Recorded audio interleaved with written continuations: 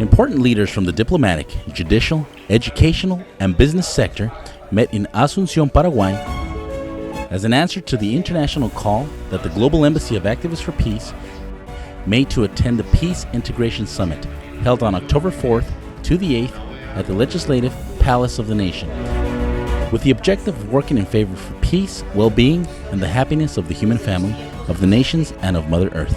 Nunca es demasiado el esfuerzo. It is never too much effort when we are working for interaction. Peace is the path towards happiness, which constitutes realization of life. And we hope that here you can find the necessary conditions for a productive dialogue, which will make us assume viable actions in favor of promoting and practicing a culture of peace in the world. The diplomatic, parliamentary, and political session counted with the special participation of the General Secretary of the Organization of American States that, with his lecture, announced initiatives such as the mission of supporting the peace process in Colombia, interreligious and intercultural dialogue, and the support against corruption in Honduras, as well as asking to activate the Inter-American Charter before the current crisis in Venezuela. These initiatives demonstrate the commitment of the OAS to promote and procure peace in benefit of every citizen of the Americas. If with our commitment for peace, the defense of democracy and human rights, we are able to articulate the 2030 agenda to end social exclusion in the Americas, we will be bringing the OAS closer to the real problems of the people and will be placing our organization at the level of the challenges of the 21st century. During this event, the executive president of the GEAP stated the challenge of democratic leaders of the 21st century to achieve peace for the human beings and for the nations. He congratulated the OAS for their proclamation of the American Declaration on the Rights of the Indigenous People and the International Criminal Court for their decision to sentence environmental crimes. He also delivered the proposal for the Inter-American Environmental Charter to the General Secretary of the OAS, which contains a proclamation for the Constitution of the Rights of Mother Earth, framework law for the prevention and punishment of crime of ecocide, charter for the protection of Mother Earth, and the creation of an Inter-American Court for the defense of the rights of Mother Earth.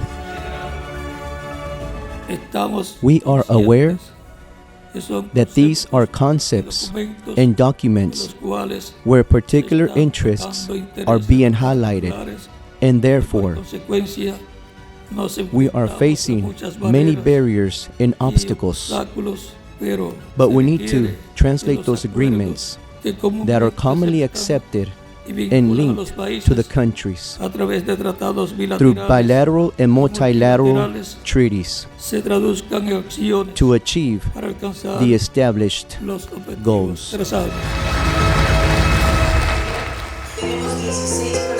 The work of reflection and the proposals was developed through 3 parallel tables under the following topics: construction of an alliance for the global and integrated governance of human rights and of Mother Earth, sustainable development beyond the UN 2030 agenda, and new approaches for the preservation and restoration of Mother Earth.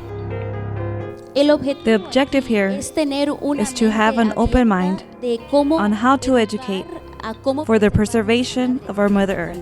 We want to show that the protection and guarantee of our Mother Earth is important, but through public policies. How can we, through governmental events, influence reality in order to make possible a sustainable development or sustainability, which I favor? Obviously, through approved laws, decrees, and creating policies. We have to make way so that our communities have a voice and vote in the public debates. A representative from each topic presented in the plenary what they consider to be the conclusion and contributions of the legislators and the political representatives for the official Declaration of Asunción. Promote the respect and care of the environment and Mother Earth with active policies of awareness and education. Generate an alliance to hold seminars, meetings, and forums to sensitize political, social, business, and academic leaders on the need to promote inclusive policies and cultural and religious tolerance. create a framework law to be promoted at an international level as a guide for the indigenous people, and that parliamentarians make that commitment to support this law. What are we going to do with the proposals? With all of your help, we want to materialize them during this year, take them to various international organizations, regional blocs, so that during 2017 we can meet again to speak of the advances we have had regarding the fulfillment of each one of these proposals.